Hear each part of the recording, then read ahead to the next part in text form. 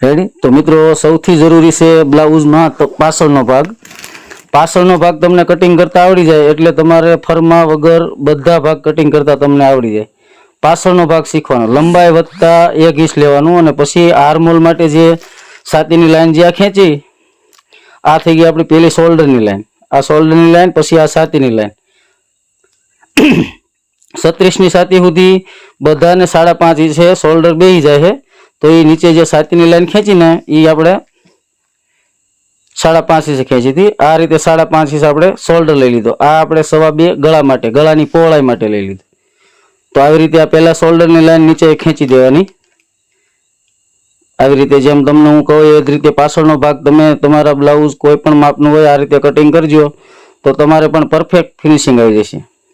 હવે છાતી 34 છે તો એનો ચોથો ભાગ રાખી અને 1.5 ઇંચ આપણે એને मार्जिन एड करशुं। आपणे नीचे आपणे कमरनो चौथो भाग प्लस 1 इंच आपणे डांट माटे अने पछी आपणे 1.5 इंच ने सिलाई मार्जिन माटे આવી રીતે લાઈન મેળવી દેવાની કમરથી છાતી સુધીની। આવી રીતે આ આપણે જે વચ્ચેનો ભાગ છે એ એક્સ્ટ્રા છે।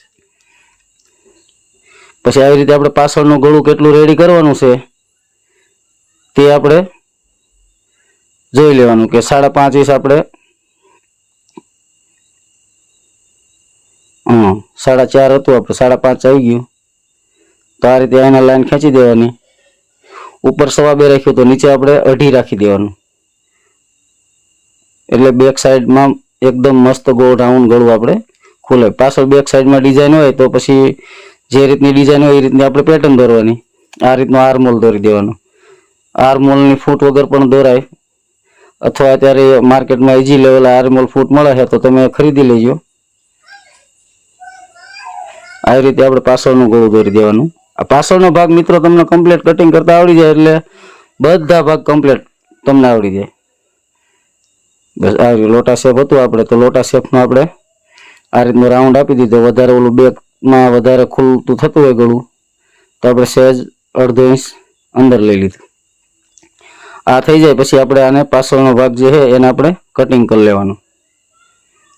आवी रीते અહીંથી शोल्डरना भागथी शोल्डर सुधी कटिंग करी अने आ रीतनो आपणे कटिंग कर लेवानो। आ कटिंग थई जाए मित्रों એટલે પછી આપણે એને આગળના ભાગમાં જે પ્રિન્સેસ કટ બનાવવું હોય, કટોરી વાળું બનાવવું હોય, 4 ડાટ બનાવવું હોય, મદ્રાસ કટ બનાવવું હોય, મધુબાલા બધા પેટર્ન આ બેક ભાગ આ ટાઈપના થીન પછી નીકળે તો આપણે